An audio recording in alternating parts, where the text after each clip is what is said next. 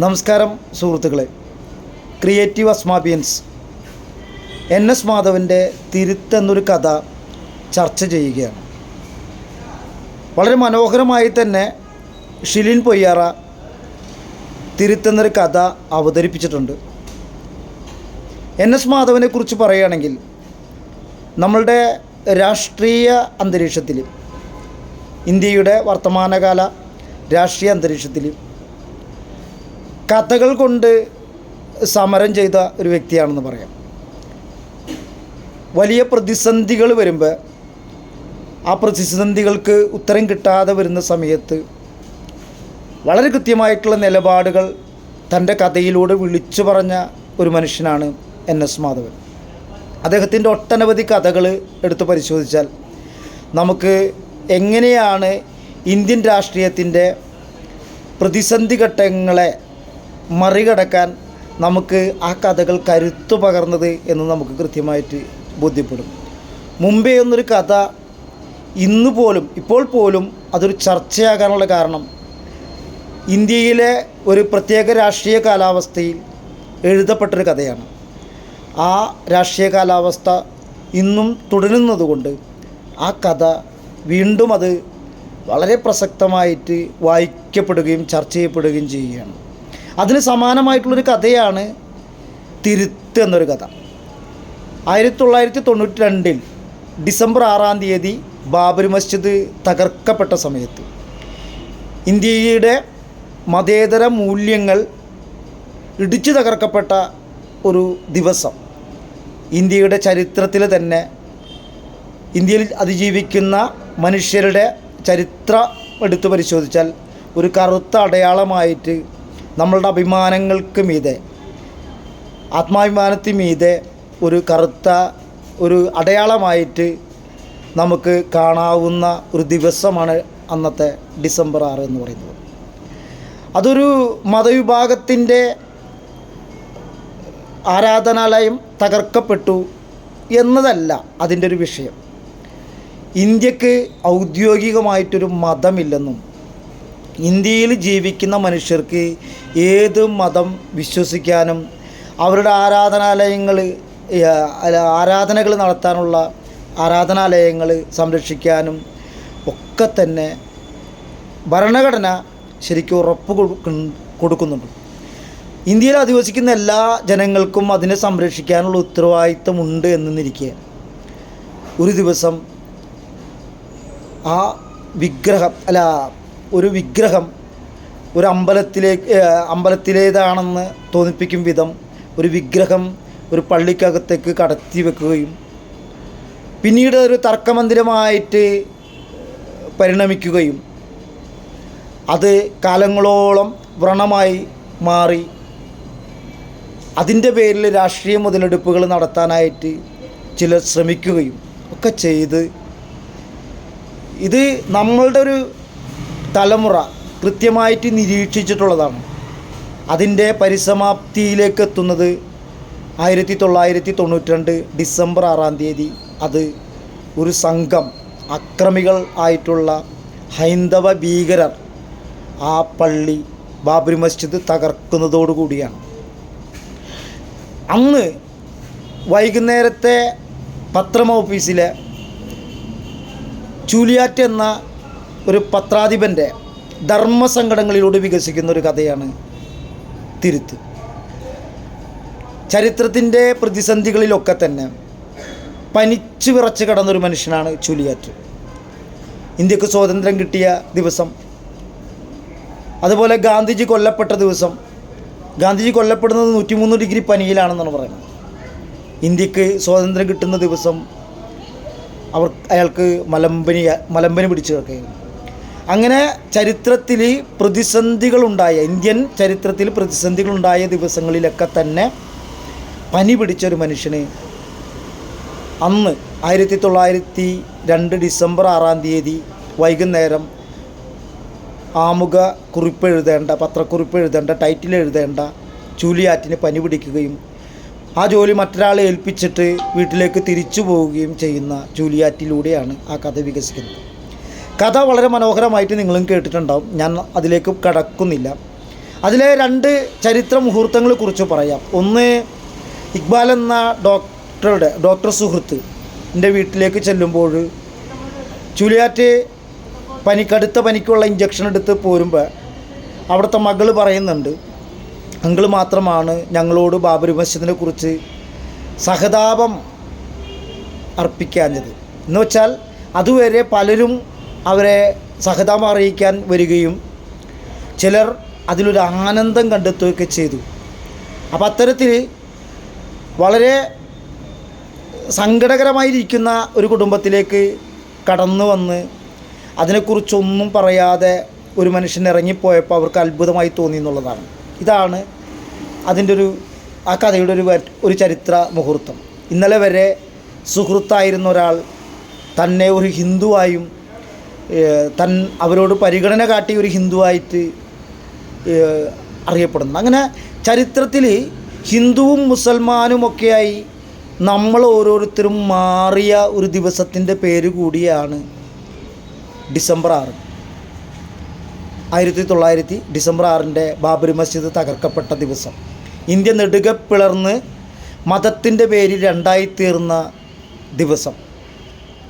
എല്ലാ മതേതരവാദികളും അവരവരുടെ മതേതരത്വത്തിൽ നിന്ന് വീണുപോയ ഒരു ദിവസമാണ് അന്ന്. ഈ കഥ ഉന്നയിക്കുന്ന മറ്റൊരു ധർമ്മസങ്കട അല്ലെങ്കിൽ പ്രതിസന്ധി എന്ന് പറയുന്നത്,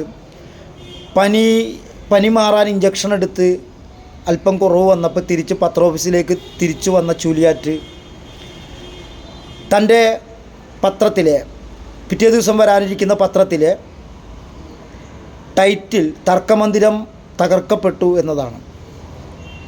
പെട്ടെന്ന് ഞെട്ടിത്തെറിച്ചുകൊണ്ട് അയാൾ അവിടെ ഉള്ള ആളുകളെ മുഴുവൻ വഴക്ക് പറയുകയും ഈ ടൈറ്റിൽ രൂപപ്പെടുത്തിയ ആളെ നാളെ മുതൽ പണിക്ക് നിർത്തേണ്ടതില്ല എന്ന് പ്രഖ്യാപിക്കുകയും ചെയ്യുന്നുണ്ട്. ആ സമയത്താണ് സുഹ്റ എന്ന പെൺകുട്ടി ഇത് ഞാനാണ് എഴുതിയതെന്ന് പറയുന്നു. സുഹ്റയാണ് ഇത് എഴുതിയതെന്ന് പറഞ്ഞപ്പോൾ അത് എഴുതാനുണ്ടായിരുന്ന അവരുടെ തീരുമാനമുണ്ടല്ലോ, അവരുടെ ജീവിതവുമായി ബന്ധപ്പെട്ട, അവരുടെ ആരാധനയുമായി ബന്ധപ്പെട്ട, അവരുടെ മതവുമായി ബന്ധപ്പെട്ട ഒരു ഏറ്റവും പ്രധാനപ്പെട്ട ഒന്ന് തകർക്കപ്പെട്ട ദിവസം അവർക്ക് തന്നെ അതൊരു തർക്കമന്ദിരമായിരുന്നു എന്ന് എഴുതേണ്ടി വന്ന ഗതികേടിനോർത്തിട്ട് ജൂലിയറ്റ് ആർദ്രമാവുകയാണ്, ഒരർത്ഥത്തിൽ തകർന്നു പോവുകയാണ്. സുഹ്റയെ ചേർത്ത് പിടിക്കുകയും നെറുകയിൽ തലോടുകയും ചെയ്തിട്ടൊരു മകളോടെന്ന പോലെ അയാൾ ഒരു പെൻസിൽ കൊണ്ടുവരാൻ പറയുകയും ആ ടൈറ്റിൽ തർക്കമന്ദിരം എന്നത് മാറ്റി വെട്ടി ബാബരി മസ്ജിദ് തകർത്തു എന്ന് എഴുതുന്നതാണ് തിരുത്ത്. ചരിത്രത്തെ തിരുത്തിയ ഒരു തിരുത്താണ് ഈ കഥ മുന്നോട്ട് വെക്കുന്ന ഒരാശയം എന്ന് പറയുന്നത്. പിറ്റേ ദിവസത്തെ പത്രങ്ങൾ പലതും, അല്ലെങ്കിൽ ഒരർത്ഥത്തിൽ എല്ലാ പത്രങ്ങളും വന്നിരുന്നത് തർക്കമന്ദിരം എന്ന് തന്നെയാണെന്നുള്ളതാണ്. അതെങ്ങനെയാണ് ഒരു തർക്കമന്ദിരം ആകുന്നത്? നമ്മളുടെ വീട് മറ്റൊരാൾ, നമ്മുടെ വീടുമായി ബന്ധമില്ലാത്ത മറ്റൊരാൾ വന്ന് അവകാശം സ്ഥാപിക്കുകയും അതിൻ്റെ മേൽ തർക്കം ഉന്നയിച്ചു കഴിഞ്ഞാൽ പിറ്റേ ദിവസം അത് നമ്മളുടെ ആകാതിരിക്കുന്നൊരവസ്ഥ, അതൊരു തർക്കമന്ദിരമാവുകയും അതാർക്കും തകർക്കാവുന്ന ഒരു ഇടമായി മാറുകയും ചെയ്യുന്ന ഒരു അന്തരീക്ഷം സൃഷ്ടിക്കുക എന്ന് പറയുന്നത് എത്രയും ഭീകരമായ ഒരു കാര്യമാണെന്ന് ഈ കഥ നമ്മളോട് ഓർമ്മപ്പെടുത്തുന്നുണ്ട്. നമുക്ക് കൃത്യമായിട്ടറിയാം, ജവഹർലാൽ നെഹ്റുവിൻ്റെ കാലത്ത് തന്നെ ആ വിഗ്രഹം, പ്രത്യേകിച്ച് ഒരു കേരളീയൻ്റെ സഹായത്തോടു കൂടിയാണ് ആ വിഗ്രഹം പള്ളിയിലേക്ക് കൊണ്ടുവെക്കുന്നത്.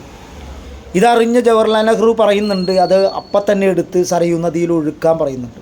പക്ഷേ അന്നത് സംഭവിക്കുന്നില്ല. ജവഹർലാൽ നെഹ്റുവിൻ്റെ ദീർഘവീക്ഷണം എത്ര കണ്ട് ശരിയാണെന്ന് ചരിത്രം തെളിയിക്കുന്നുണ്ട്. അത് അന്ന് എടുത്ത് കളയുകയായിരുന്നെങ്കിൽ ഇത്രയും ഭീകരമായൊരു കുറ്റകൃത്യം ചെയ്യപ്പെടില്ലായിരുന്നു. മാത്രമല്ല, നമ്മളൊക്കെ ഒരു കുറ്റാരോപിതരായി ഇങ്ങനെ ഇരിക്കേണ്ടി വരുന്നൊരവസ്ഥയുണ്ടല്ലോ. ഇന്ത്യയിലെ ഓരോ മനുഷ്യനും ഒരു കുറ്റക്കാരനെ പോലെ സമൂഹത്തിന് മുന്നിൽ നിൽക്കേണ്ടി വരുന്ന ഒരു സാഹചര്യം സംജാതമാകുന്നത് എത്ര ഭീകരമാണെന്ന് ഈ കഥ നമ്മളെ ഓർമ്മപ്പെടുത്തുന്നുണ്ട്. ഹിഗിറ്റ പോലുള്ളൊരു കഥ അദ്ദേഹം എഴുതുന്നത് സ്ത്രീവിരുദ്ധമായിട്ടുള്ളൊരു സമൂഹത്തെ പുതുക്കി പണിയുന്നതിൻ്റെ ഒരു ഭാഗമായിട്ടാണ് ഹിഗിറ്റ എഴുതപ്പെടുന്നത്. ഹിഗിറ്റ എന്ന് പറയുന്നത് കൊളംബിയൻ ഗോളിയാണ്. റെനെ ഹിഗിറ്റ എന്ന് പറയുന്നത് കൊളംബിയൻ ഗോളിയാണ്. പക്ഷേ അയാൾ ഗോൾ വല കാക്കുക മാത്രമല്ല, ഇടയ്ക്കൊക്കെ അയാൾ ഫോർവേഡ് കയറി കളിക്കാറുണ്ട്. അയാൾ സ്ട്രൈക്കറാകാറുണ്ട്. അത് ഗതികേടാണ് ഒരർത്ഥത്തിൽ. ഗതികേടെന്ന് പറഞ്ഞാൽ ചില ചരിത്ര മുഹൂർത്തങ്ങളിൽ ചിലപ്പോൾ നമ്മൾ ഏൽപ്പിക്കപ്പെട്ട റോളുകൾക്കപ്പുറം കടന്ന് ചെയ്യേണ്ടി വരും. ആ ദൗത്യം നിർവഹിക്കാൻ മറ്റൊരാളില്ലാതെ വരുമ്പോൾ നമ്മൾ ഒരുപക്ഷെ കയറി കളിക്കേണ്ടി വരും. അങ്ങനെ കയറി കളിച്ചൊരു മനുഷ്യൻ്റെ പേരാണ് ഹിഗിറ്റ. അതിൻ്റെ പേരിൽ ഒരുപാട് നേട്ടങ്ങൾ ആ രാജ്യത്തിന് ഫുട്ബോളുമായി ബന്ധപ്പെട്ട് ഉണ്ടാക്കാൻ കഴിഞ്ഞിട്ടുണ്ട്. ചിലപ്പോഴൊക്കെ ചിലത് പാളിപ്പോവുകയും ചെയ്തിട്ടുണ്ട് എന്ന കാര്യത്തിൽ തർക്കമൊന്നുമില്ല. പക്ഷേ ഹിഗിറ്റ എന്നൊരു കഥാപാത്രത്തെ എടുത്തു വെച്ചുകൊണ്ട് ഗീവർഗീസ് അച്ഛൻ ലൂസിയെ സംരക്ഷിക്കാൻ, ഗീവർഗീസ് അച്ഛൻ്റെ റോള് പൗരോഹിത്യമാണ്. അതുകൊണ്ട് ആത്മീയ കാര്യങ്ങളിലേക്ക് മുഴുകുക എന്നതാണ് ഗീവർഗീസ് അച്ഛൻ്റെ ജോലിയെങ്കിലും ലൂസിയെ സംരക്ഷിക്കാൻ വേണ്ടി ലൂസിയെ ആക്രമിക്കുന്ന, അല്ലെങ്കിൽ ലൂസിയെ നിരന്തരമായിട്ട് ഭയപ്പെടുത്തുന്ന ഒരാളെ കൈകാര്യം ചെയ്യേണ്ടി വരുന്ന ഗീവർഗീസ് അച്ഛൻ ഒരർത്ഥത്തിൽ ഹിഗിറ്റയെ പോലെ ഉള്ള ഒരു ഗോൾ കീപ്പറായിരുന്നു എന്ന് നമ്മൾ ഓർമ്മപ്പെടുത്തിയ ഒരു കഥയാണ് ഹിഗിറ്റ. അതുപോലെ തന്നെയാണ് മുംബൈ എന്ന കഥ. ഒട്ടനവധി നമുക്കറിയാലോ, ബംഗ്ലാദേശിൽ നിന്ന് നുഴഞ്ഞു കയറ്റക്കാരനായി കയറി വന്ന് എന്ന് തീരുമാനിക്കപ്പെടുന്നത് 1971 എന്നൊരു വർഷമാണ്. ആ വർഷത്തിന് മുമ്പ് ഉള്ള ആളുകളൊക്കെ തന്നെ, ആ വർഷത്തിന് ശേഷം വന്ന ആളുകളൊക്കെ തന്നെ സ്വയം ഐഡൻറ്റിറ്റി തെളിയിക്കേണ്ടി വരുന്ന ഒരു കാലഘട്ടത്തിലൂടെ ഇന്നും ആ ഡേറ്റും അതുപോലെ തന്നെ അതേ ഒരു സാഹചര്യവും നിലനിൽക്കുന്ന ഇന്ത്യയിൽ മുംബൈ പോലുള്ളൊരു കഥ എഴുതാൻ, ദീർഘവീക്ഷണത്തോടെ എഴുതാൻ NS മാധവൻ കാണിച്ച ഒരു ആർജവമുണ്ടല്ലോ, അതാണ് NS മാധവൻ്റെ എഴുത്തിൻ്റെ ഒരു പ്രത്യേകത എന്ന് പറയുന്നത്. മറ്റൊന്ന്, ഈ പാലുപിരിയും കാലം പോലെയുള്ളൊരു രചന ഉണ്ടാകുന്നത് പശു രാഷ്ട്രീയം, ഗോമാംസ രാഷ്ട്രീയവുമായി ബന്ധപ്പെട്ട് നമ്മളുടെ മനുഷ്യൻ കൊല്ലപ്പെടുന്നൊരു സാഹചര്യം ഇന്ത്യയിൽ ഉണ്ടായപ്പോഴാണ്. അഖ്ലാഖ് എന്ന് പറഞ്ഞൊരു മനുഷ്യൻ മാംസം സൂക്ഷിച്ചതിൻ്റെ പേരിൽ കൊല്ലപ്പെട്ട ഒരു സംഭവത്തിൻ്റെ, അല്ലെങ്കിൽ അത്തരമൊരു രാഷ്ട്രീയ അന്തരീക്ഷത്തെ വിമർശനാത്മകമായി നിരീക്ഷിക്കുകയും എഴുതുകയും ചെയ്യുക എന്നൊരു ദൗത്യം ഏറ്റെടുത്താണ് പാലുപിരിയും കാലം എന്നൊരു കഥ രൂപപ്പെടുന്നു. ഇതിലൊക്കെ തന്നെയും നിന്നും തിരുത്തി എത്രമാത്രം വേറിട്ട് നിൽക്കുന്നു എന്ന് നമുക്ക് ബോധ്യപ്പെടുന്നത്, നമുക്ക് പലപ്പോഴും ആ ഒരു കാലഘട്ടത്തിൽ നമ്മളുടെ ഒരു മുസ്ലിം സുഹൃത്തിനെ, ഒരു ന്യൂനപക്ഷ സുഹൃത്തിനെ, സുഹറയെ ചുലിയാറ്റ് ചേർത്ത് പിടിക്കുന്നത് പോലെ കേരളത്തിൻ്റെ ഒരു മതേതര മനസ്സുള്ള ഇടങ്ങളിൽ പോലും നമ്മളുടെ കൂട്ടുകാരനായ ഒരു ന്യൂനപക്ഷ സമൂഹത്തിൽ ജീവിക്കുന്ന ഒരു മനുഷ്യനെ ചേർത്ത് പിടിക്കാൻ കഴിഞ്ഞില്ല എന്നത് നമുക്ക് മുന്നിൽ ആരോപിക്കപ്പെടുന്ന ഒരു കുറ്റമാണെന്നുള്ള കാര്യത്തിൽ തർക്കമൊന്നുമില്ല. നമ്മളുടെ ഏറ്റവും വേണ്ടപ്പെട്ട ഒരു സുഹൃത്തിനെ പോലും അവൻ്റെ ഒരു ആശങ്കയും അവൻ്റെ ഒരു ആവലാതിയിലും നമുക്ക് അവനെ ചൂലിയാറ്റ് സുഹറയെ ചേർത്ത് പിടിച്ച പോലെ നമുക്ക് അവനൊപ്പം നിൽക്കാൻ കഴിഞ്ഞില്ല എന്നതാണ് 1992 ഡിസംബർ 6 ശേഷം കേരളത്തിൻ്റെ മതേതര മനസ്സിലും അത്തരത്തിലൊരു വിള്ളൽ രൂപപ്പെട്ടിട്ടുണ്ടെന്ന് നമുക്കിപ്പോൾ പോലും നമുക്ക് ബോധ്യമാകുന്നു എന്നതിൻ്റെ ഒരു സാക്ഷ്യം. അപ്പോൾ എല്ലാവർക്കും അഭിവാദ്യങ്ങൾ. ഈ കഥ വീണ്ടും വീണ്ടും ചർച്ച ചെയ്യപ്പെടട്ടെ. ഇനിയും പലരും ഇതിനെക്കുറിച്ച് ചർച്ച ചെയ്യും. പുതിയ ആശയങ്ങളും പുതിയ കണ്ടെത്തലുകളും ഇതിന്മേലുണ്ടാകട്ടെ. ഇത് പാഠം മാസികയിൽ ഇതുമായി ബന്ധപ്പെട്ടൊരു വിമർശനം വന്നിരുന്നു. കെ ഷൂബെ ആണെന്ന് തോന്നുന്നു വിമർശനം ഉന്നയിച്ചത്. ആ വിമർശനം മതേതരമായൊരു ബോധമുള്ള ചൂലിയാറ്റ് സുഹറയെ തൻ്റെ മതത്തെ സംരക്ഷിക്കുന്നതുമായി ബന്ധപ്പെട്ട് മതത്തിനോട് ചേർത്ത് നിർത്തി, അല്ലെങ്കിൽ അതിനെ പരിഗണിച്ചുകൊണ്ട് ചൂലിയാറ്റ് നടത്തുന്ന ഇടപെടൽ ഒരു മതേതര ഇടത്ത് വളരെ വികലമായിട്ടുള്ള ഒരു പ്രവൃത്തിയായിട്ട് ആണെന്ന് കണ്ടുകൊണ്ട് ഒരു പാഠം മാസികയിൽ ഒരു വിമർശനം രൂപപ്പെട്ടിരുന്നു. NS മാധവൻ തന്നെ മറ്റൊരു കഥയിൽ, നാനാർത്ഥം എന്നൊരു കഥയിൽ മറുപടി പറയുന്നുണ്ട് അതിന്. ആ ഷുബേ എന്ന് പറഞ്ഞ കഥാപാത്രത്തെ, അല്ലെങ്കിൽ അയാളെ ഒരു പട്ടിയുടെ പേര് ഇടിച്ചുകൊണ്ട് അതിന് കൃത്യമായിട്ടുള്ള മറുപടി കൊടുക്കുന്നുണ്ട്. തർക്കങ്ങൾ അങ്ങനെ നിൽക്കട്ടെ, തർക്കങ്ങൾ ഏതൊരു സാഹിത്യകൃതിക്കും വിമർശനാത്മകമായ സമീപനങ്ങളും ഉണ്ടാകേണ്ടതുണ്ട്.